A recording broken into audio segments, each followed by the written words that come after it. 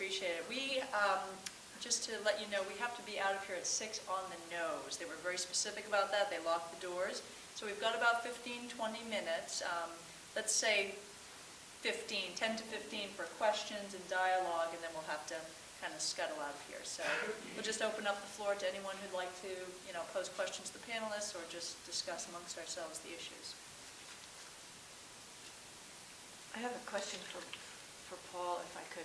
Am I correct in saying that the power plants at Fukushima were also GE designed boiling water reactors?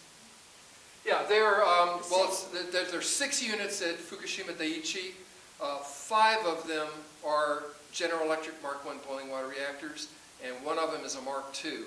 So 5 of them are identical to Vermont Yankee, and we've got 22 of these Mark I's here in the country. And I just want to make one note, that there is more nuclear waste in a pool that is 6 to 10 stories up in Vermont Yankee than in the 5 Mark I's at Fukushima. So there's about 600 metric tons of nuclear waste sitting in a pool on the roof of the Vermont Yankee nuclear power plant. Okay? Inside or outside? It's above and outside of the containment. The containment was what Hanauer and the GE engineers said would fail if challenged. And that's what we saw at Fukushima. Those explosions were the failure of the containment from hydrogen gas generation and detonation. But Unit 1 had 50 tons of nuclear waste. Unit 2 had 88 metric tons. Unit 3 had 85 metric tons. Unit 4 had 130 metric tons. And so, you add that up, and there is more nuclear waste sitting on this bomb in Vermont. Okay? And that's why it's really imperative that, we just grasp the picture here of what's being perpetrated. And that's not a hardened structure. That is subject to sabotage and terrorism. Yes. If a plane were to hit that facility, they might as well put a bullseye on it, Herb. I mean, that's, and they don't care. That's the thing. This is business as usual. This is business with 7 generations not even considered, with the earth not even considered. And, it's for the emolument of a few men, I think is what Article 10 says, that in our New Hampshire Constitution, we have a responsibility for revolution. Okay? That's what it says. And if you're challenged by the emolument of a few men, you have a responsibility here in the state of New Hampshire.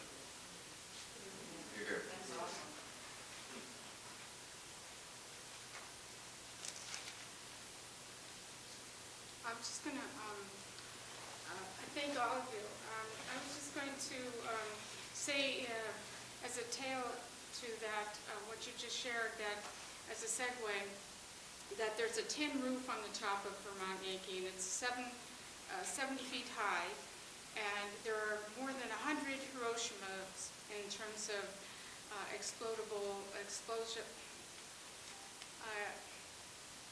Well, you get my cesium. Yeah. If it explodes, it would be over 100 Hiroshimas. But even before that danger, there's a woman that I heard once speak on TV who had recorded the 30, 40 years of newspaper articles about the cancers of different aged people. Some of them died. That was extremely impressive. In other words, before we even get to the current situation with even dry cask storage on the banks of the Connecticut River, in addition to the tower, we have 10 to 37% higher rates of death by cancer in Windham County than the rest of the state of Vermont. And that's just what we know. I mean, beyond the region, and there's a lot of thyroid cancer. A woman at the hospital where I went today said that there's a lot of breast cancer, and that's been shown to be related to that around the nuclear power reactors there's a lot of breast cancer. That is accurate research. You can find that on the internet. On the positive side, I heard that when we did a walk 2 years ago up in Maine, Bath Iron Works is thinking instead of building destroyers, there are people within Bath Iron Works that would like to see them build offshore wind turbines. And what a transformation that would be. Bruce Gagnon right now is over in the South Pacific and Jeju Island, where the U.S. and South Korea, with Samsung, with Hyundai, with 2 other companies, are trying to build a 400,000 square foot military base in the middle of the China Sea to position itself to, ward off this competition for resources, for oil and natural gas from China. It would ruin that island. And so there are 1,900 people like us who are walking, who are working to prevent this kind of environmental devastation. I think that the wind turbines are important, but we also need to make sure that the communities work together to regionalize the turbine management and ownership, so that it's so that we're not in another profit-taking situation, so that the communities like Hull, like Princeton, Massachusetts, like Templeton, other communities in Massachusetts and other states have jurisdiction over their wind power. So, that the people have discretion over the future of their, my father worked for the city. I think he would be very upset today that the utilities are trying to be privatized everywhere. All our utilities, all our hospitals, everything should be public. And that's all I want to say. I hope that we all work together in communities that the future ownership of our utilities be from the communities, within the communities.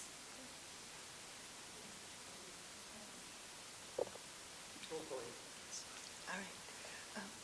I may have misunderstood this, but I thought I heard at a recent gathering of this nature that the Congress actually is supposed to oversee the NRC.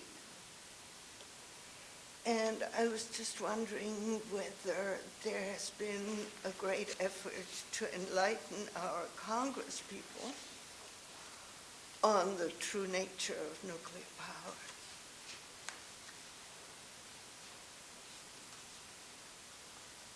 Paul, that sounds like Well, I you're on mean- the Washington beat. No, Congress answers to money. The nuclear power industry has us as, captured pockets. So, I mean, unfortunately, that's, the NRC stands for many things, okay? We could go into length on that. But you should know that 90% of the budget of the U.S. Nuclear Regulatory Commission, while allocated by Congress, is collected in licensing fees from the nuclear industry. So, those are strings that are, quite visible. And you can look at any number of issues to understand that enforcement is not in the lexicon of the Nuclear Regulatory Commission for violations in the nuclear industry. they're a shield for the industry, more than they are their mandate is to protect public health and safety in writing only. I mean, I have to say that the issue is that they've got they're a captured regulator, and if Congress were to take action, they would have to pay particular attention to the last time they changed this agency from the Atomic Energy Commission, that they don't make the same mistake that they did when they turned it into the Nuclear Regulatory Commission. Well, can you speak briefly about the limited liability the nuclear industry has with regard to Price-Anderson? Right. What that means for businesses and people who own property and land and so forth? Right. Nobody really knows how much the Fukushima accident is going to run. No, I mean, the last I heard was an estimated $250 billion. That's a low ball. Chernobyl is now upwards of $500 billion. The limited liability cap under the U.S. Congress's Price-Anderson Act is about $12 billion. So it's a very small fraction of what we see in the real world in terms of the cost of a nuclear accident. And even those are, I mean, you can't throw money at the suffering that Fukushima is going to cause. I think we have time for maybe one more quick question, and then we're getting the look to leave soon. So, yes, Bruce? I just have a comment, Doug. I thought your synthesis about climate and the water level rising was just really, really significant. And I think I've made a mistake by underplaying it in the past, and now that I've heard you speak more about it, I think that it was really great. I hope you have an article about it, so you can pass it around. I'm working on it, yeah. Great. It was really, really insightful. Great. Well, unless there's maybe one more pressing question here. Is there a manifesto that you would suggest for the coming revolution? Oh, that's a quickie. Article 10. Gene Sharp's book. You know, Nelia, name two Gene Sharp books. From Dictatorship to Democracy is free on the internet. It's translated into over 40 languages. It's been the Bible for many of the Velvet Revolutions that have been sweeping across the globe.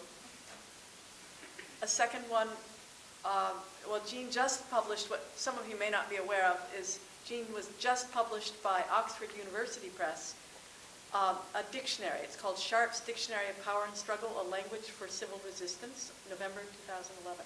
Thank you. I have one question about the newer nuclear power plants, the smaller ones that they're talking about building. Yeah.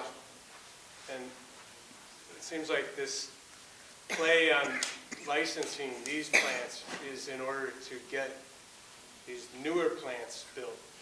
And that without these licenses going forward, that they can't have they won't have the public. Well, just real quickly, I mean, actually, we're working with a group, the Yukon River Intertribal Councils of Canada and Alaska, where Toshiba has offered to build a small 100 megawatt reactor for the town of Galena, Alaska, right on the Yukon River, which it's on the Yukon River floodplain. And this reactor is like a mega battery, right? It's 100 megawatts, but it's the concept is this thing is sealed, and then they insert it 100 feet below the permafrost in Alaska, and it will then go critical and heat up liquid sodium, and the sodium then becomes the coolant and what's used to boil water, turn a turbine. But if you can imagine putting liquid sodium under the permafrost on the Yukon River floodplain and then dice it up with plutonium, okay, this is the concept now. Okay, this has not been certified. None of these small modular reactors have been certified. Sodium explodes in contact with water. Sodium explodes in contact with water, and then it's, laced with plutonium. This is the small modular reactor concept right now, okay? Well, thank you. I'm sorry, we're going to have to cut it off there. Thank you to the Seabrook Public Library and all of you.